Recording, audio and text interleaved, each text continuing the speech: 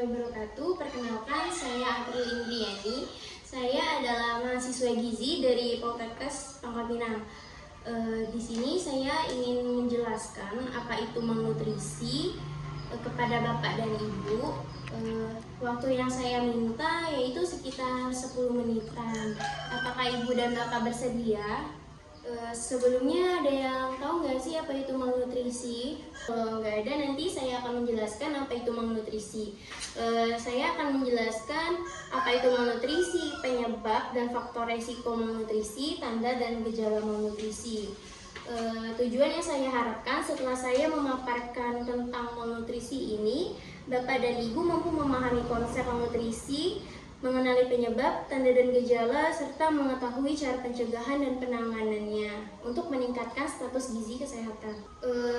Bapak dan Ibu bisa lihat di brosur yang sudah saya bagikan tadi. Di situ dijelaskan kan bahwa malnutrisi itu kondisi yang terjadi ketika seseorang tidak dapat meningkatkan asupan nutrisi. Bapak dan Ibu bisa lihat di brosur yang sudah saya bagikan.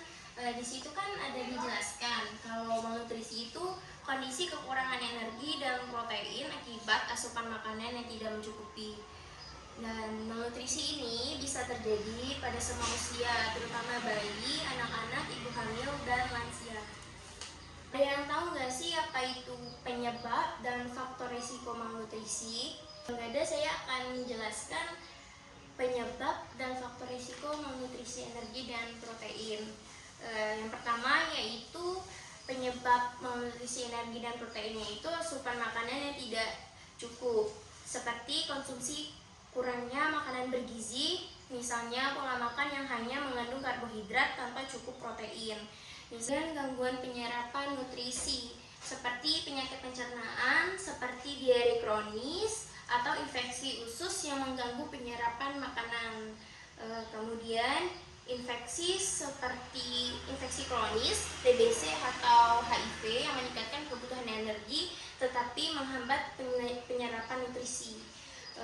Kemudian gangguan metabolisme misalnya pada penderita penyakit hati atau ginjal yang mempengaruhi proses malnutrisi dalam tubuh. Kemudian peningkatan kebutuhan energi dan protein. Nah, dalam masa kehamilan dan menyusui yang meningkati kebutuhan nutrisi untuk ibu dan bayi. Penyakit kronis atau infeksi berat seperti kanker atau luka besar yang menyebabkan tubuh memerlukan lebih banyak energi dan protein untuk proses penyembuhannya. Nah, kemudian ada yang tahu nggak sih apa itu faktor risiko malnutrisi, energi, dan protein? Jadi, faktor risiko malnutrisi, energi, dan protein itu ada dari individu dan ada dari faktor sosial dan ekonomi, ada juga dari faktor lingkungan. Kalau dari faktor individu itu seperti ini ya, bayi, anak-anak, ibu hamil, dan lansia itu lebih rentan terkena malnutrisi karena kebutuhan nutrisi mereka lebih tinggi. Maka itu nutrisinya harus dicukupi agar tidak terkena malnutrisi. Penyakit kronis atau infeksi seperti diare berkepanjangan, TBC, HIV yang mengganggu keseimbangan nutrisi dalam tubuh. Gangguan mental atau kecacatan fisik juga dapat menghambat kemampuan makan dan memperoleh makan. Kalau dari faktor sosial dan ekonomi, yaitu kalau dari ekonomi itu kemiskinan ya. Kemiskinan itu kan bisa menghambat gejala. Ada yang tahu nggak sih tanda dan gejala malnutrisi energi dan protein ini apa? Tidak.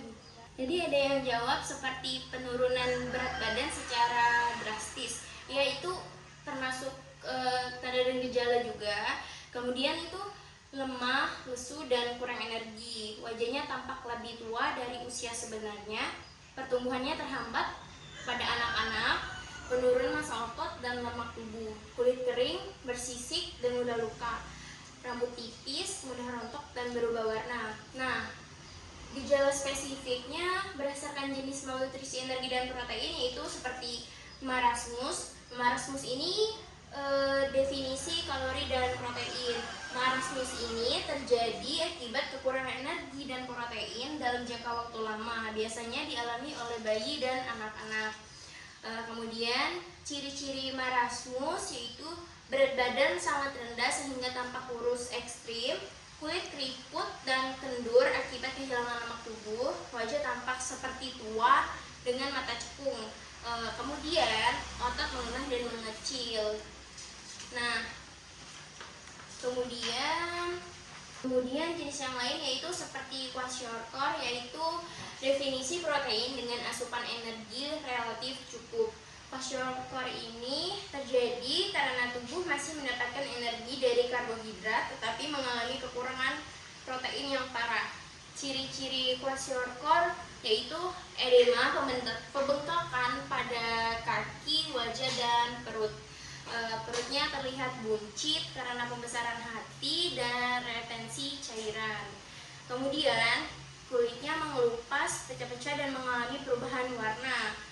Nah, setelah itu ada juga ciri-ciri kwashiorkor yaitu seperti wajah tampak bulat dan sembab akibat edema, apatis seperti anak tampak tidak bersemangat dan tidak peduli dengan lingkungannya.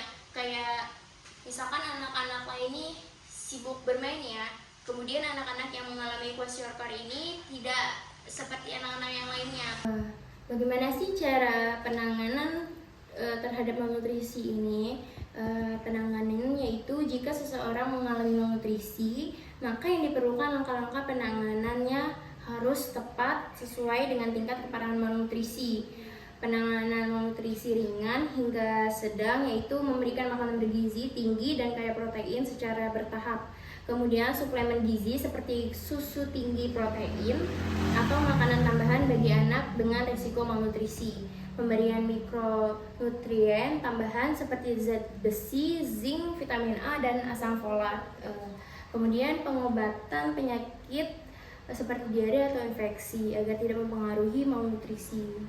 Nah, penanganan malnutrisi berat seperti marasmus dan kwashiorkor yaitu jika malnutrisi sudah dalam tahap berat, maka diperlukan perawatan medis khusus seperti rawat inap di fasilitas kesehatan bagi penderita yang mengalami komplikasi serius, pemberian terapi nutrisi secara bertahap mulai dari cairan rehidrasi, makan lunak hingga makanan padat.